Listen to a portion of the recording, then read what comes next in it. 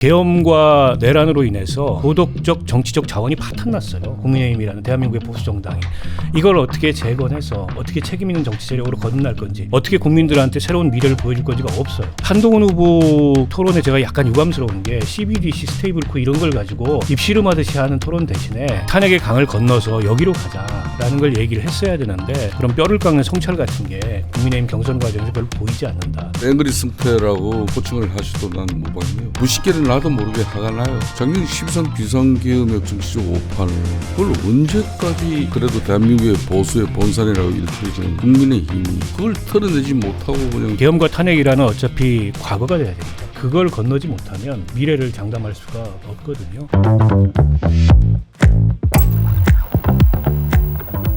우리 정치 잘 좀 부탁드립니다. 여의도를 부탁해입니다. 오늘은 김성태 전 국민의힘 원내대표 나오셨습니다. 안녕하십니까? 예, 안녕하세요. 네, 박원석 전 정의당 의원 나오셨습니다. 안녕하십니까? 안녕하십니까? 네. 박 의원님 2주 연속 나오셨는데 네.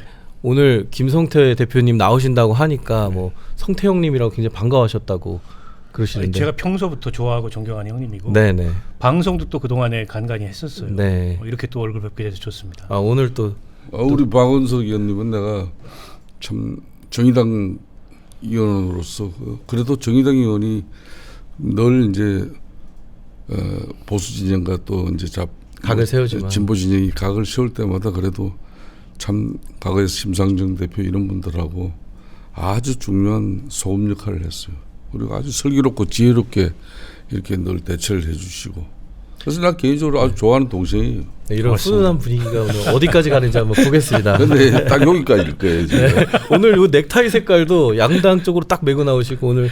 아니 사실은 저는 지금 당적이 없어서 네. 뭐 크게 의식하거나 신경 쓴 게 아닌데, 제가 약간 에피소드가 있는 게, 윤석열 대통령 국회에서 탄핵 소추안이 통과되던 날 제가 어디 밤에 생방송을 나가는데 하필 그날 제가 빨간 넥타이를 맸어요. 그러셨군요. 끝나고 나서 전화를 많이 받았습니다. 네. 아니 오늘 같은 날 그 빨간색 넥타이를 메고 나가면 어떡하냐 해서 저는 아무 생각이 없었는데 약간 당황스러웠습니다. 그러셨군요. 김 의원님은 최근에 저희 방송 나오셔서 너무 이게 쓴소리를 잘하셔가지고 저희 뭐 앵그리 성태 뭐 이런 애칭도 얻으신 거 아십니까? 아니 뭐 앵그리 승태라고 뭐 이렇게 뭐 호칭을 하시도 난 무방해요. 네네. 뭐 좀 요즘은 화를 좀 제가 내고 싶은데, 예. 그냥 뭐 무식계는 나도 모르게 화가 나요. 그러니까 작년 12선 비상계엄의 그 정치적 오판을 그걸 언제까지 윤석열 대통령의 그 잘못된 통치 행위 자체를 갖다 국민의힘이, 그래도 대한민국의 보수의 본산이라고 일컬어지는 이 국민의힘이 그걸 털어내지 못하고 그냥 조기 대선 전국에서 우리 후보들 경선들 이 과정도 자신만 그냥 뽑히면 그냥 이재명을 이기는 것처럼, 이거는 아무런 전략이 없는 그런 대선 전략이에요. 그런 측면에서 이 비대위 체제 그리고 우리 후보들 정말 국민의힘 지금 뭘 해야 되는지 그런 측면에서 제가 좀 상당히 뭐 좀 안타까워서 네. 앵그리 성태라는 소리를 들으면서까지 제가 좀 질타를 하고 있죠. 좀 강론으로 들어가서 또 네. 쓴소리 많이 부탁드리겠습니다. 네, 본격적인 토크로 좀 넘어가 보겠습니다. 어제 국민의힘이 대선 후보 2명을 선출했습니다. 최종 후보 2명을 선출했는데요. 오늘 양자 토론회를 하고 일반 국민 여론조사와 당원 투표를 거쳐서 5월 3일 최종 후보가 결정됩니다. 사실 박 의원님은 지난 방송에 나오셔서 최종 후보 2인이 김문수, 한동훈 후보가 될 것이다 예언을 하셨거든요. 네. 그대로 됐는데 뭐 좀 어떤 거에 의해서 이렇게 결론이 좀 났다고 보신가요? 아니 뭐 저뿐만 아니라 네. 일반적으로 그렇게 예상하는 분들이 많았던 것 같아요.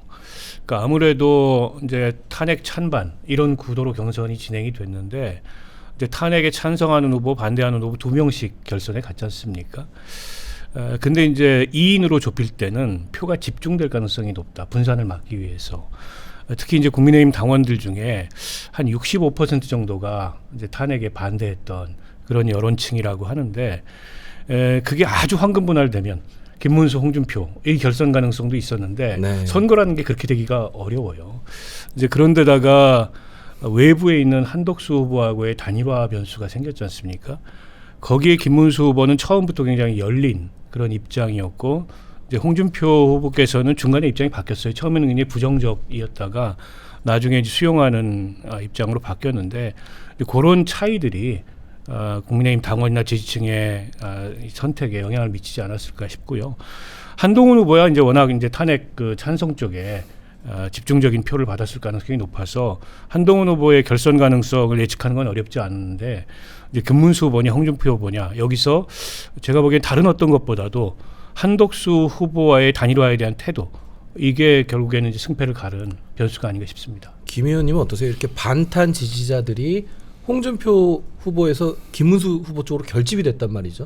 이런 현상이 어떻게 좀 그러니까 이제 나타났다고 실질적으로 한 4, 5일 전에 아마 홍준표 후보도 자신이 그걸 느꼈어요. 네. 30년 정치한 사람인데 그래도 뭐 자신을 지지하겠다고 뭐 친윤 인사라고 일컬어지는 그런 대표적인 인사들이 실질적으로 홍 후보를 돕겠다고 나선 거예요. 예. 근데 어떻게 보면 홍준표 후보 입장에서는 이장 취업한 사람들이죠, 그 사람이. 그렇군요. 한 3, 4일 남겨두고는 건 전부 그냥 뭐 이상하게 썸을 빠지듯이 싹 빠졌어요. 그걸 느끼셨군요. 그걸 본인도 느낀 거예요. 저는 그런 측면에서 이제 홍준표 후보에게 내가 참 좀 아픈 이야기 같지만은 자신만의 칼날을 가지고 그냥 원래 홍준표 그러면 독고다이잖아요. 독고다이. 뭐 가르늦게 정치 말년에 말이에요. 그냥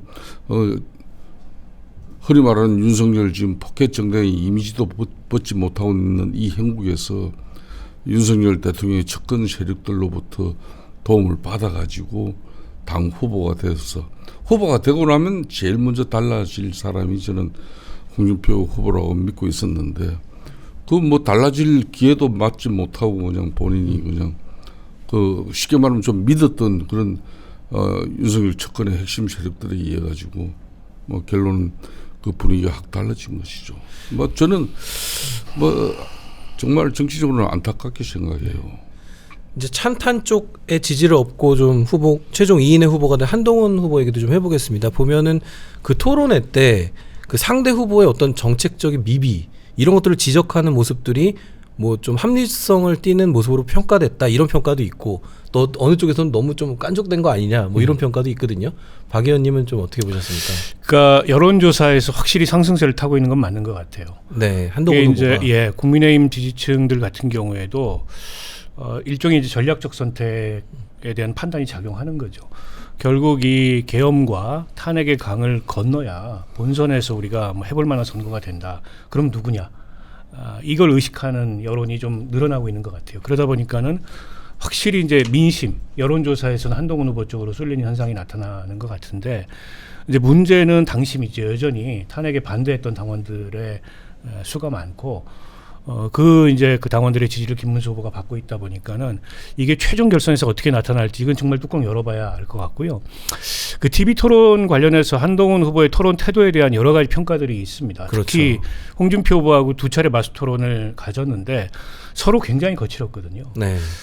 그런데다가 이제 상대적으로 장년층 지지자들이 많은 이 보수 지지자들이 보기에는 한동훈 이 후보의 토론 태도가 지나치게 공격적이고 또 예의가 없다 이렇게 느껴지는 부분들이 있었던 것 같아요. 특히 홍준표 후보에 대해서 뭐 CBDC나 스테이블 코인 이걸 가지고 책에도 썼는데 정확히 모르지 않냐. 이걸 이제 집요하게 공격적으로 물었는데 그게 국정운영 비전에서 그렇게 중요한 문제야?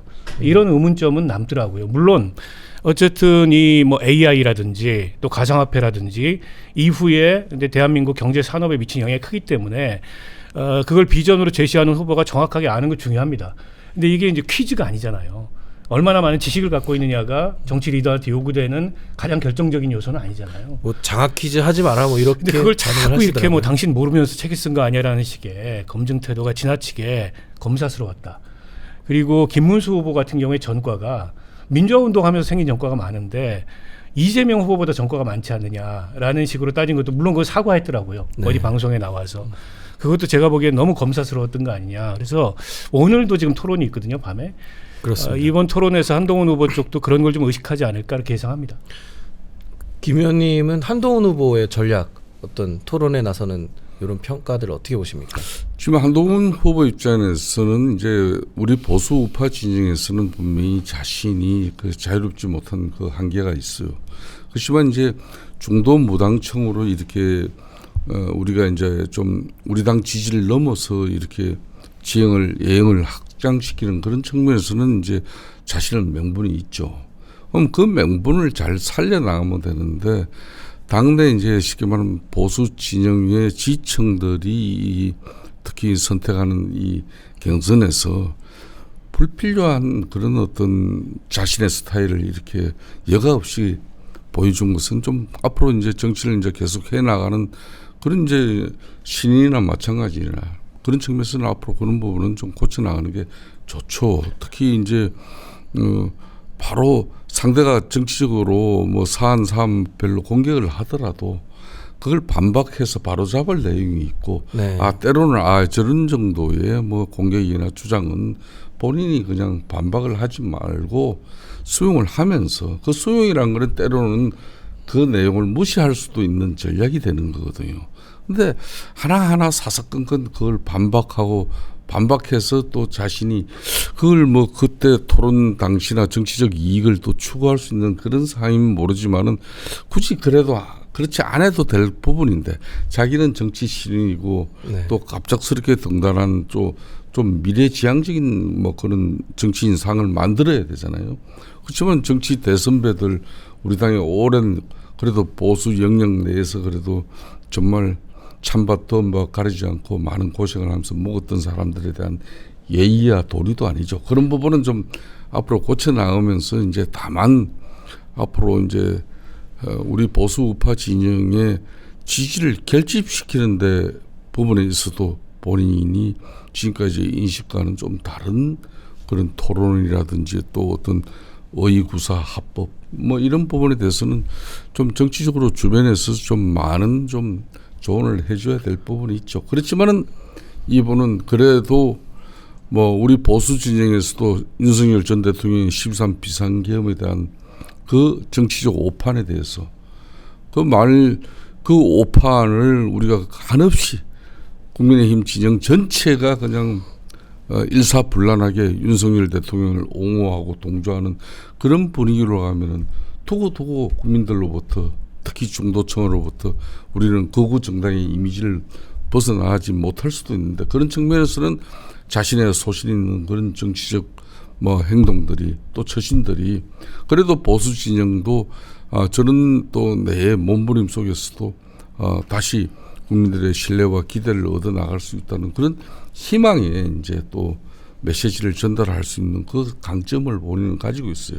그런 걸 잘 조화롭게 살려나가는 게 중요하겠죠. 네, 쓴소리와 이렇게 좋은 말씀도 해주셨는데 결국에 이제 한 번 더 저희가 예상을 해봐야 될 타이밍이 왔습니다. 이제 5월 3일 날 국민의힘 최종 후보가 누가 될지 여러분의 이 정치적 식견을 담아서 한번 말씀 부탁드려보겠습니다. 이게 참 어려운데요. 네. 저는 약간의 당위를 섞어서 한동훈 후보가 최종 후보가 될 가능성을 전망합니다.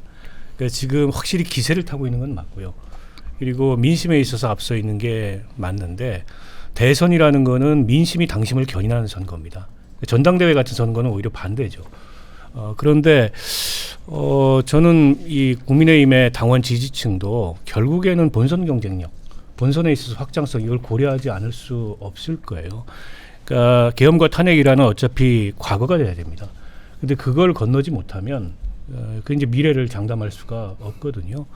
물론 이제 한덕수 권한대행이라는 아직 출마도 하지 않은 이제 후보를 상정해 놓고 단일화를 당 지도부에서조차 얘기하고 있는 그러니까 일종의 이제 당이 경선을 치르고 있는데 당 내부에서 자해행위가 일어나고 있는 거죠.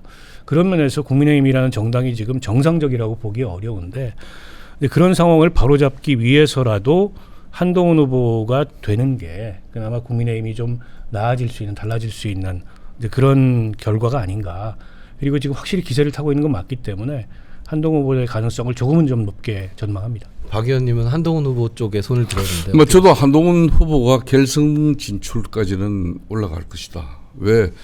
국민의힘 이 당원 지층 그러니까 이 강성 지층을 제외하고는 윤석열 전 대통령이 이제 4월 4일날 헌재 파면 심판 이후에 그러니까 이제 탄핵 반대를 외치던 그 강성 지층이 당을 지배하고 있고 또 그들의 또 비율을 맞추면서 그들의 또 정치적 행보를 또 자신의 정치적 입지로 만들려고 하는 당내 뭐 중진급 그리고 뭐 그런 세력들이 있지만은 저는 대려 우리 당원들도 이 평정심을 찾고 나면은 상당히 전략적 사고를 한다. 특히 2021년 당시에 이준석 당시 그때 당 대표 같은 경우는 박근혜 탄핵 문제를 가지고 그 탄핵의 강을 건너기 위해서 보수의 본산이라고 할 수 있는 TK 대구에 가서 정면 돌파를 해버렸단 말이에요. 네. 가장 또 압도적인 지지를 받은 것이 그곳이에요. 거기서부터 바람을 일으켰거든요. 저는 그런 측면에서 그때도 그러면은 여전히 우리가 박근혜 대통령 그때도 친박 비박 그런 식으로 그냥 당내 갈등은 그 여전히 남아 있었지만은 크게 탄핵의 강은 건널 수 있던 그 힘을 보유한 사람들이 바로 우리 국민의힘 핵심 당원들이에요. 그러니까 그분들이 전략적 사고를 했기 때문에 지난 2022년도 같은 경우도 당시 윤석열 후보를 선택할 수 있었던 거죠. 그렇지 않은 전략적 사고로 그런 판단을 하지 않았다면은 전직 대통령 MB 박근혜 전 대통령 두 사람을 깜빵 보낸 그런 윤석열을 갖다가 우리 당 후보로 만든다는 것은 이거는 어느 도단이죠. 그렇지만 그 전략적 사고 판단을 왜 과거를 갖다 떨쳐버리고 또 지울 것은 지워야만이 우리가 보수 진영이 다시 문재인 정권의 적폐청산 5년의 그 뱅패를 경험한 그런 우리 당원들이 그 전략적 사고를 통해서 윤석열을 수용했거든요. 그렇듯이 지금도 사실상 이제 8강에서 4강으로 갈 때 저는 그 흐름을 좀 느꼈어요. 네. 아, 우리 당원들이 많이 평정심을 찾았구나.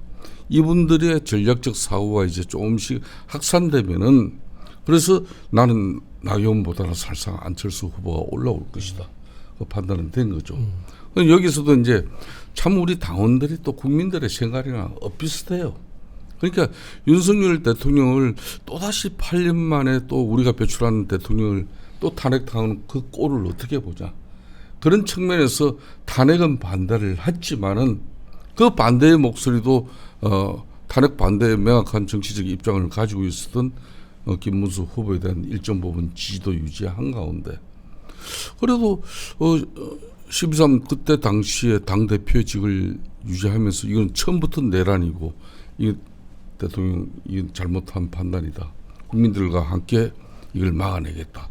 그런 한동훈 또 후보를 갖다 이 결선까지 올리는 것도 이게 바로 국민의힘 전략적 사고거든요. 그렇기 때문에 저는 조금 전에 우리 박은석 의원님 분석 판단처럼 이거는 진짜 모르겠어요. 그냥 보수 진영에 결집된 힘만 가지고 하면 김문수 후보가 올라갑니다. 그렇지만은 전략적 사고. 그러니까 막판 한덕수 지금 대응하고 단일화를 하더라도 드라마틱한 부분에 대해서는 김문수 후보는 이미 예견된 후보고 한동훈은 자강론을 내쳤던 분이에요. 그렇기 때문에 차이가 있기 때문에 어느 선택을 할지 그거는 지금 모르는 거예요. 묘하게 좀 줄타기를 하시는 것 같은데 아무튼 바른직한 거는 난 그러고 싶은 솔직히 뭐 어느 한쪽의 입장을 분명히 가지고 싶지도 않아요. 그러니까 지금 이제 국민의힘의 이번 경선을 보면서 제가 이제 객관적으로 관찰하는 입장에서 좀 느낀 바는 그러니까 탄핵 찬반으로 구도가 만들어지는 거, 그에 관한 이제 뭐 책임론 공방이 이루어지는 거, 또 후보들이 서로 간에 그 지나온 정치 여정에 있어서의 뭐 약점이나 이런 걸 가지고 서로 이제 검증하고 비판하는 토론을 하는 거 다 좋은데, 근데 공통된 건 하나 있었어요. 그게 반 이재명입니다. 근데 대선이라는 거는요, 누구를 반대하는 것만으로 치를 수 없는 선거고 이길 수는 더더욱 없는 선거입니다. 무슨 얘기냐면 이 계엄과 내란으로 인해서 사실은 도덕적 정치적 자원이 파탄났어요. 국민의힘이라는 대한민국의 보수 정당이 이걸 어떻게 재건해서 어떻게 책임 있는 정치 세력으로 거듭날 건지, 어떻게 국민들한테 새로운 미래를 보여줄 건지가 없어요.